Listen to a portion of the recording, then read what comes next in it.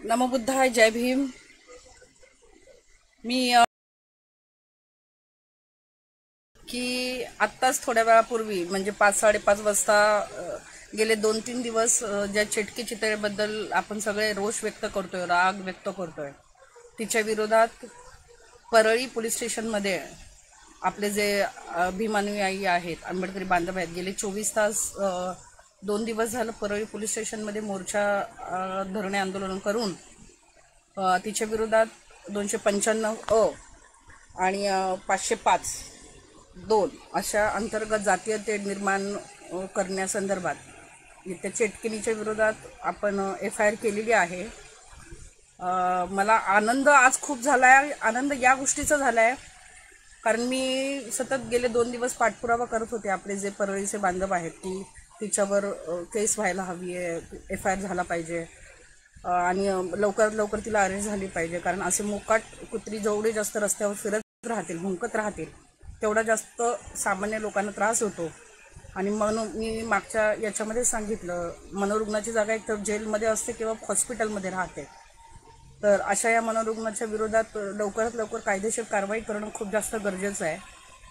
तिने तिच्या वक्तव्यामध्ये जे काही बेताल वक्तव्य केलं की ॲट्रॉसिटी च्या नावाने रॅकेट आहे, पैसा कमवण्याचा धंदा आहे वगैरे वगैरे ह्या गोष्टी केल्या, तर तिला जे काही बोलायचं ते आपले बरेच अनुयायी बोललेत, आपण बराच राग व्यक्त केला आहे की मराठा समाजाबद्दल, मराठा बांधवांबद्दल पण येड्यांची जत्रा वगैरे असं काही म्हणाली आहे। तर सगळ्यांचाच तिच्यावर राग होता। मागच्या अनेक दिवसांपासून ती नको ते बरळत होती। आता तिच्या मागे तिचे गॉडफादर कोण आहेत हे आपल्याला वेगळं सांगायला नको आहे। असं बेताल वक्तव्य करणाऱ्यांच्या मागे कोण असतं हे आपल्याला सगळ्यांना माहिती आहे, त्यामुळे मला त्यांचं नाव घेण्याची आवश्यकता वाटत नाही। तर असो, मला आनंद यासाठी झालेला आहे की तुम्ही जर सगळ्यांनी, मी आज फेसबुकवर FIR कॉपी टाकलेली आहे, फेसबुकवरच्या FIR कॉपीमध्ये ज्यांनी FIR नोंद केलेली आहे असे जे आपले आंबेडकरी बांधव आहेत, त्यांचं नाव आहे प्रेमनाथ जगतकर आणि त्यांचा रोजगार काय आहे माहिती आहे, मजुरी। म्हणजे मला ते बघून इतका आनंद झाला। तुम्हाला आनंद यासाठी झाला, बघा, बाबासाहेबांनी किंवा आपले अनेक जे महापुरुष आहेत त्यांनी अनेक वर्ष संघर्ष केला की या देशातल्या दलित, वंचित, शोषित समाजाला समानतेची वागणूक मिळावी, समानता मिळावी, अधिकार मिळावे, त्यांना माणूसपणाची वागणूक मिळावी। आणि त्यासाठीच बाबासाहेबांनी कायद्यामध्ये समान तरतूद केली की दलित, शोषित, वंचित समाजाला न्याय मिळावा। आणि तरी देखील या भारत देशामध्ये दलितांवर, शोषितांवर, वंचितांवर, आदिवासींवर सतत जातीवरून, वर्णव्यवस्थेवरून त्यांच्यावर अन्याय अत्याचार होत आला। त्यांना नेहमी कमी लेखलं गेलं, त्यांचा अपमान केला गेला। बऱ्याच आजही अनेक घटना घडतात, दर 5 मिनिटाला कुठे ना कुठे दलितांवर अन्याय अत्याचार होतच राहतो। तरीसुद्धा मला असं आनंद वाटतो, SC/ST ॲक्ट 1989 89चा ॲक्ट आहे हा, आणि त्या ॲक्टमध्ये SC/ST ॲक्ट म्हणजेच SCच्या 59 जाती, म्हणजे बौद्ध जात सोडली तर 58 जाती, STच्या 27 जाती आणि त्याच्या उपजाती म्हणजे कितीतरी, म्हणजे SC मधल्या 59 जातीमधल्या कितीतरी हजारो उपजाती असतील, किंवा STतल्या 27 जात्यांमध्ये कितीतरी उपजाती आहेत, पोटजाती आहेत, ज्याला पोटजाती म्हटलं जातं। अशा अनेक जातींना ह्या SC/ST ॲक्टचं एक प्रोटेक्शन दिलेलं आहे या कायद्याअंतर्गत।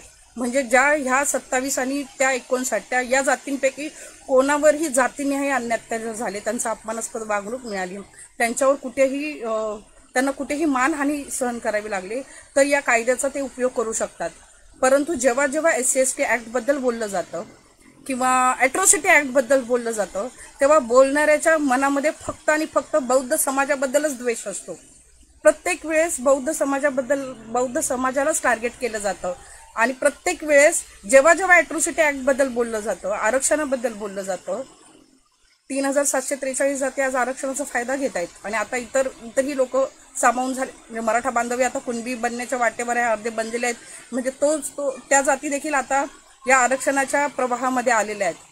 आणि अशा प्रकारे ह्या SC/ST ॲक्टबद्दल बोलताना फक्त बौद्धांना टार्गेट केलं जातं, आणि जेव्हा त्याच्या संरक्षणाच्या त्याच्या बाजूने बोलण्याची वेळ येते तेव्हा फक्त आणि फक्त बौद्ध समाजच बोलतो, बौद्ध समाजच भांडतो। मला त्याच्याबद्दल वाईट नाही वाटत, पण मला अभिमान वाटतो बौद्ध समाजाचा। कारण जेव्हा जेव्हा आता तुम्ही बघत असाल, देशावर जेव्हा संकट येतं तेव्हा जे देशाचे मोजकेच सैनिक असतात ते देशाच्या संरक्षणासाठी त्याच्या सीमेवर उभे असतात, हातात बंदुका घेऊन. मग बर्फामध्ये असू द्या, वाळवंटामध्ये असू द्या, कुठेही असू द्या, सैनिक मोजकेच असतात आणि ते आपल्या 150 कोटी लोकांची रक्षा करत असतात दिवस रात्र अहोरात्र जागून. मला असं वाटतं आंबेडकरी समाज हा या सैनिकाच्या भूमिकेत आहेत. जेव्हा जेव्हा इतर छोट्या शोषित वंचित जातींवर किंवा या कायद्यावर संकट येईल किंवा काही वेगळ्या पद्धतीने त्याच्यावर बोलतात, तेव्हा हा बौद्ध समाज अगदी ताटमानेने उभा राहतो आणि अगदी दिवस रात्र उभा राहतो, अगदी कोणत्याही परिस्थितीत. मग तो दिवस असू दे किंवा रात्र असू दे. तर अशा पद्धतीने मला आज मी लाईव्ह येण्याचं कारण हेच आहे की आमचे जे भाऊ आहेत परळीचे, प्रेमनाथ जगतकर, ते आहेत मजूर. आता मजूर आहेत आणि मला आनंद का झालाय तर तुम्हाला सांगते. केतकी चितळे किंवा इतर सोकॉल्ड उच्च जातीची लोक आहेत, जे ब्राह्मण आहेत, क्षत्रिय आहेत, वैश्य आहेत किंवा इतर जे कोणी सोकॉल्ड उच्च जातीचे लोक आहेत, त्यांनी हजारो वर्ष जातीमधून आपण कसे वर्चस्ववादी आहोत, या जाती निर्माण करणारेच मुळात ब्राह्मण आहेत. आमचा एका व्यक्तीला विरोध नाही, आमचा ब्राह्मणी करणारा ब्राह्मणीशाहीला विरोध आहे. आणि ह्या ब्राह्मणीशाही म्हणजेच मनुस्मृतीचं राज्य आणण्यासाठी ज्यांनी मनुस्मृतीचं राज्य या देशामध्ये चालवलं, ज्याच्यामधून जाती निर्माण केल्या, आज जे आरक्षणाला विरोध करतायत, अॅट्रॉसिटीला विरोध करतायत, त्यांनी पहिल्यांदा स्वतःच्या मनावर हात ठेवून सांगावं की आम्ही जाती संपवायला तयार आहोत का, आम्ही जाती सोडायला तयार आहोत का. त्यांनी पहिल्यांदा जाती सोडाव्यात आणि मग जातीसाठी बनवलेल्या कायद्यांचा विरोध करावा, आरक्षणाचा विरोध करावा. आणि मोठ्या तोऱ्यामध्ये जेव्हा म्हणतात की आम्ही आरक्षण घेत नाही, मग बाबा ईडब्ल्यूएसचं आरक्षण 10% ब्राह्मणांना आरक्षण आहे, ते कुठे गेलं? ते तर तुम्ही घेतायत ना न मागता. मंदिरांमध्ये अघोषित आरक्षण आहे, ते पण तुम्ही घेतायच.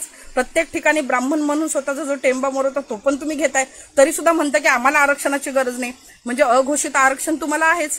50% आरक्षणामध्ये या देशातला तमाम बहुजन 85% समाज आहे आणि उरलेल्या 50% मध्ये फक्त 3.5% लोक आहेत. म्हणजे 50%चा जास्त आरक्षण कोणाला आहे? कायद्याने जर बघितलं तर 50%ची मर्यादा आहे आरक्षणाला आणि 50% मध्ये यातला 85% समाज आहे. म्हणजे उरलेला फक्त ब्राह्मण, क्षत्रिय, वैश्य, आता थोडाफार जो क्षत्रिय मराठा आहे तो त्याच्यामध्ये आहे. तरी सुद्धा त्यांना 10% वेगळं ईडब्ल्यूएसचं आरक्षण आणि 50% उरलेलं ओपन कॅटेगरीचं आरक्षण. म्हणजे जास्त तर तुम्हालाच आहे. तरी सुद्धा आम्ही विरोध नाही करत, कारण कायद्यानुसार प्रत्येकाला समान संधी मिळाली पाहिजे, समान वाटप झालं पाहिजे. आम्ही या मताचे आहोत, मानवतावादी विचारांचे आहोत. तर मुद्द्यावर येते मी. प्रेमनाथ जगतकर, बघा तुम्हाला एक ढोर शूद्र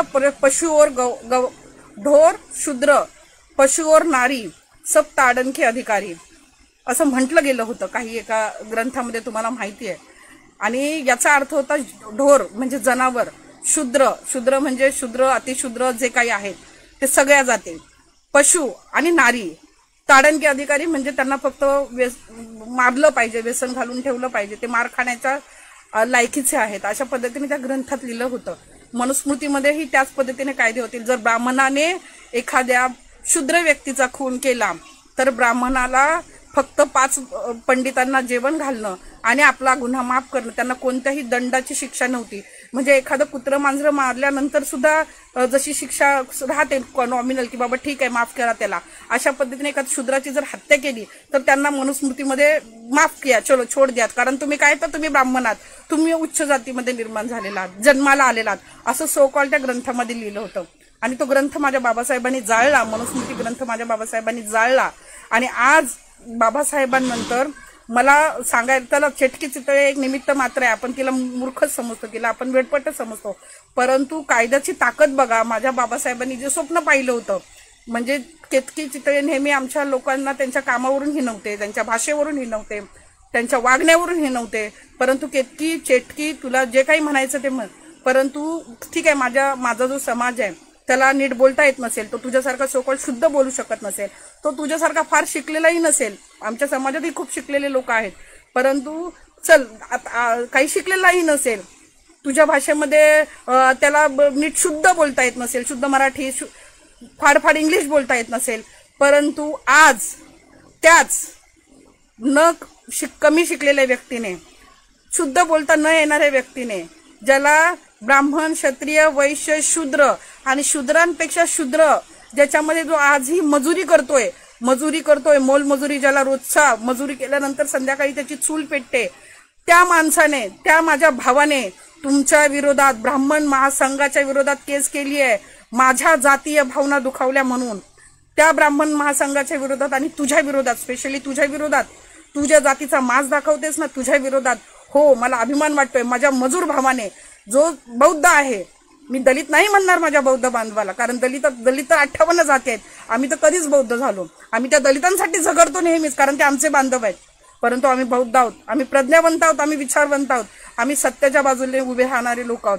त्या माझ्या मजूर भावाने, म्हणजे पायरी बघा, बाबासाहेबांनी स्वप्न बघितलं होतं की माझा खाली काम करणारा जो मजूर आहे तो जेव्हा वरती येईल तेव्हा कायद्याचं राज्य स्थापित झालं असं मला वाटेल. आज शेवटच्या पायरीवरच्या व्यक्तीने, म्हणजे मजूर असलेल्या व्यक्तीने, ज्याची तुझ्या नजरेत, तुमच्या नजरेत काहीच किंमत नाही, अशा माझ्या भावाने जातीने वरच्या लेवलला निर्माण झालेल्या अख्ख्या ब्राह्मण महासंघाला कायद्याच्या कचाट्यात आणले. आणि ही माझ्या बाबासाहेबांच्या कायद्याची ताकद आहे आणि हा माझ्या बाबासाहेबांच्या कायद्याचा विजय आहे. मला फार आनंद झाला आज हे बघून की बघा माझ्या बाबासाहेबांची लेकरं, जेव्हा संकट येतं, जेव्हा कायद्याबद्दल कोणी बोललं जातं, कायदा तर या देशातल्या 150 कोटी लोकांना लागू आहे. प्रत्येकाला बाबासाहेबांनी लिहिलेला कायद्यानुसार संरक्षण मिळतं.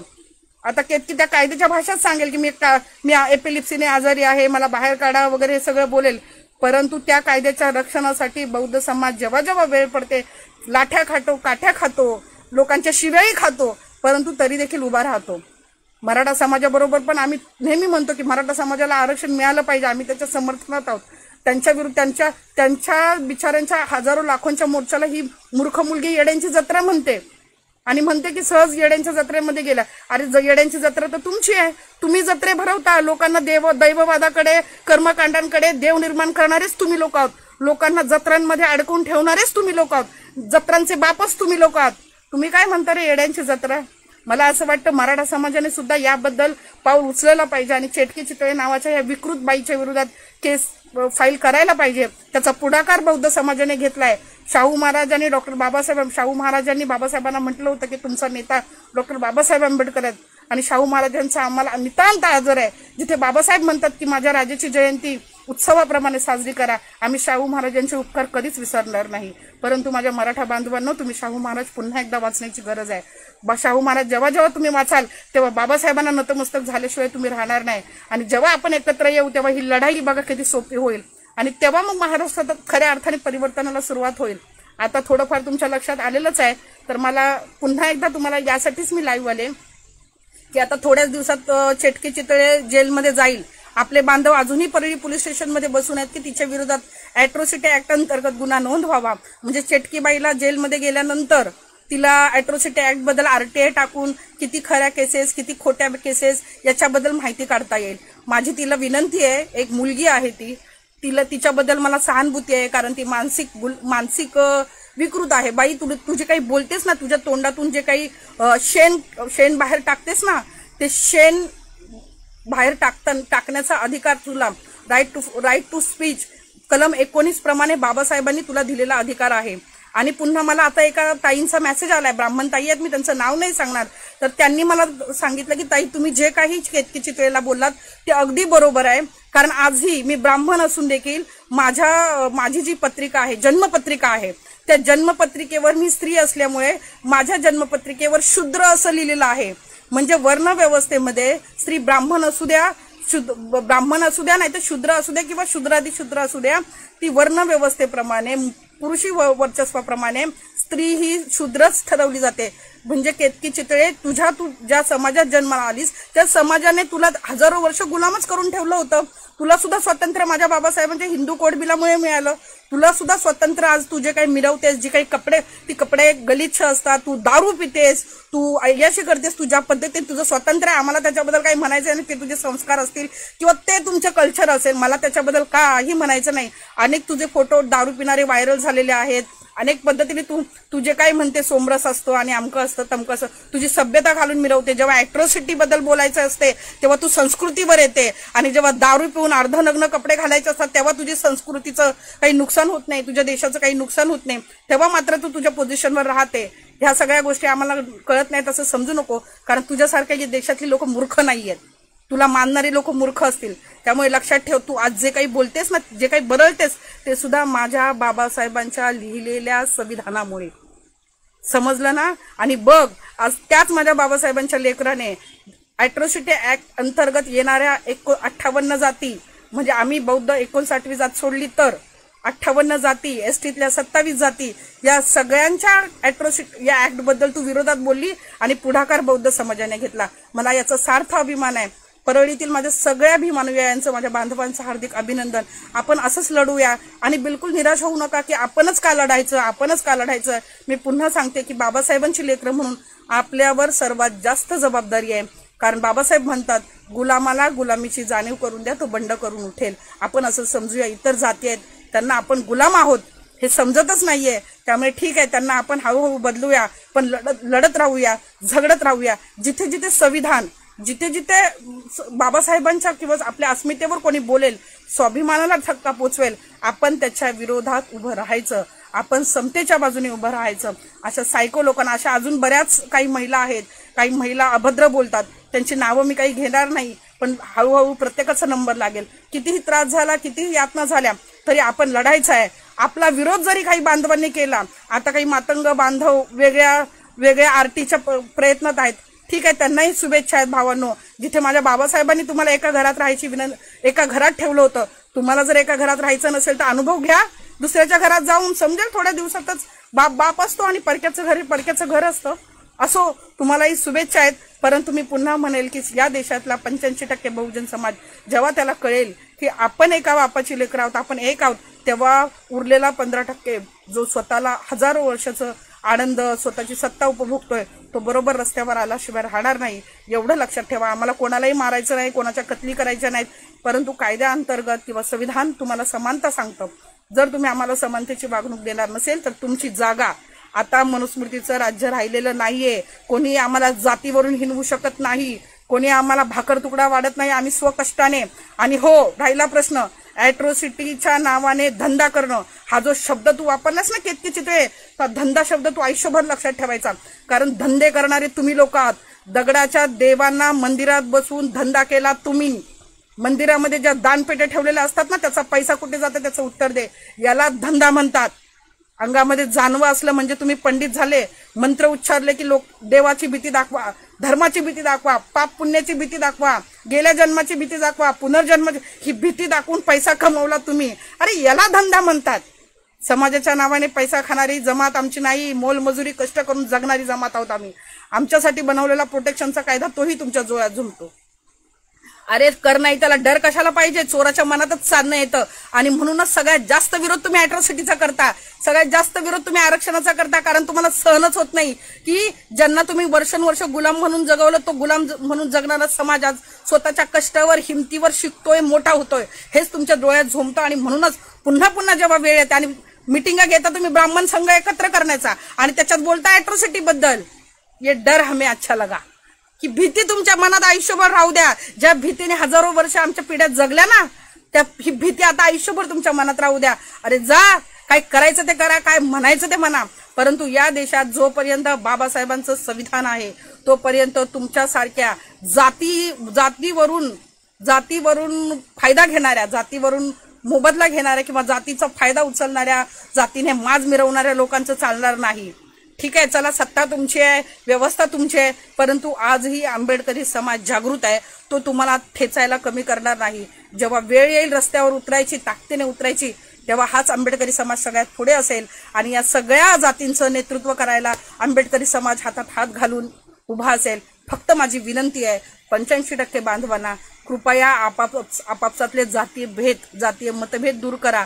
तर ह्या वरच्या जातीच्या लोकांनी, ज्यांनी आपल्यामध्ये भांडणं लावली, आपल्याला जातीमध्ये विभागून ठेवलं, त्या लोकांना वेगळं करा. कारण ते स्वतःला हिंदू समजत नाहीत, ते स्वतःला ब्राह्मण समजतात, ते स्वतःला क्षत्रिय समजतात, ते स्वतःला हिंदू नाही समजत.